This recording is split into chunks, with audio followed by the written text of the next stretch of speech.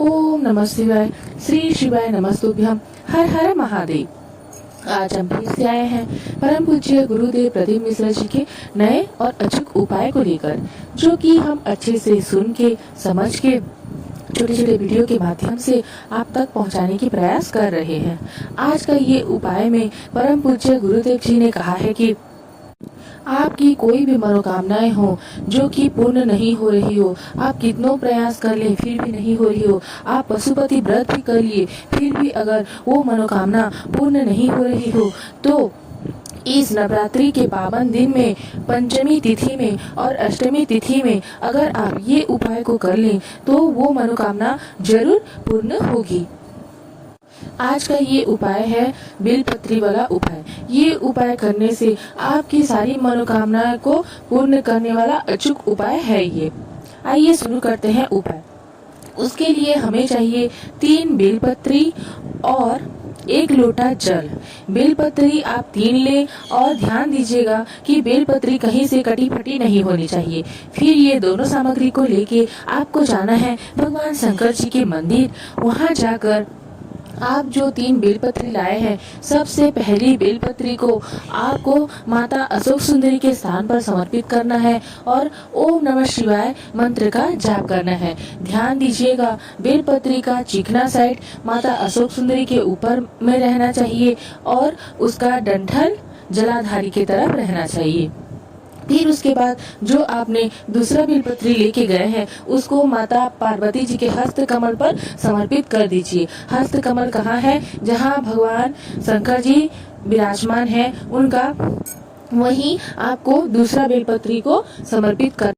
ध्यान दीजिए आपने जो बेलपत्री समर्पित की है उसका डंठल भी जलाधारी की तरफ रहना चाहिए। उसके बाद जो आपने तीसरी बेलपत्री भगवान शंकर जी के शिवलिंग के ऊपर समर्पित करना है और श्री शिवाय नमस्तुभ्यम का जाप करना है। उसके बाद जो आपने 1 लोटा जल लेके आया है, सबसे पहले जो आप अशोक सुंदरी वाले स्थान पर बेलपत्री समर्पित किए हैं, ठीक उसके ऊपर आप थोड़ा सा जल समर्पित कीजिए और श्री शिवाय नमस्तुभ्यम का जाप कीजिए। फिर उसके बाद जो आपने दूसरा बेलपत्री माता अशोक सुंदरी के पार्वती जी के हस्त कमल पर समर्पित की है, वहाँ थोड़ा सा जल समर्पित कीजिए और श्री शिवाय नमस्तुभ्यम का जाप कीजिए। आखिरी में जो आपने भगवान शंकर जी के शिवलिंग के ऊपर जल समर्पित किया है, ठीक उस बेलपत्री के ऊपर आपको संपूर्ण जल को समर्पित करना है और श्री शिवाय नमस्तुभ्यम का जाप करना है।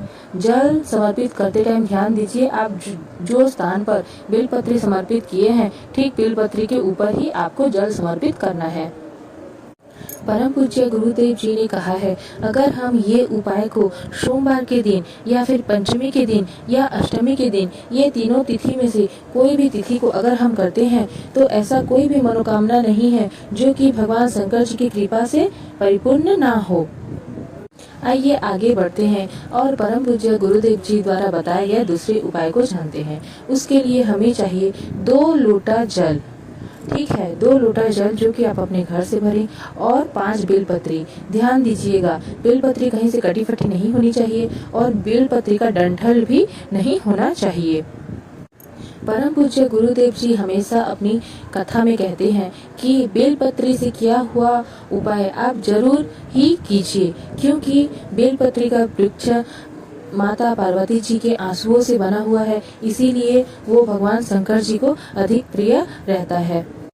फिर आप सारी सामग्री को लेके जाएंगे भगवान शंकर जी के मंदिर। वहाँ जाकर जो आपने 5 बेलपत्री लेके आया है उसको भगवान शंकर जी के शिवलिंग के ऊपर समर्पित कर दीजिएगा। ध्यान दीजिएगा कि बेलपत्री में उसका डंठल ना हो। फिर वहाँ शंकर जी के सामने बैठकर जो भी आपकी मनोकामनाएं हैं, जो भी आपकी इच्छा है, उसको स्मरण कीजिए।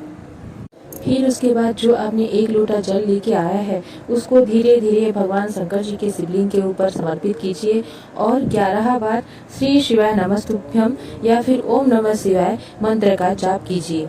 उसके बाद जो आपने दूसरा लोटा का जल लेके आया है उसको आपको लेके जाना है बेलपत्री के वृक्ष के नीचे। फिर आपने जो 1 लोटा जल लेके आया है उसको बेलपत्र के जड़ में धीरे धीरे समर्पित कर दीजिए और वहाँ बैठकर 11 बार श्री शिवाय नमस्तुभ्यम का जाप कीजिए। और जो मनोकामनाएं हैं आपकी, जो कि आप भगवान शंकर जी के सामने बोले हैं, उसको यहाँ फिर से स्मरण कीजिए। परम पूज्य गुरुदेव जी ने कहा है, अगर आप किसी भी विशेष तिथि में ये उपाय को करेंगे तो आपकी मनोकामनाएं जरूर पूर्ण होगी। अगर आपको हमारा ये वीडियो अच्छा लगे तो हमारे चैनल को लाइक करें, सब्सक्राइब करें एवं ज़्यादा मात्रा में शेयर करें। फिर मिलते हैं नए वीडियो के साथ, नए उपाय के साथ। हर हर महादेव।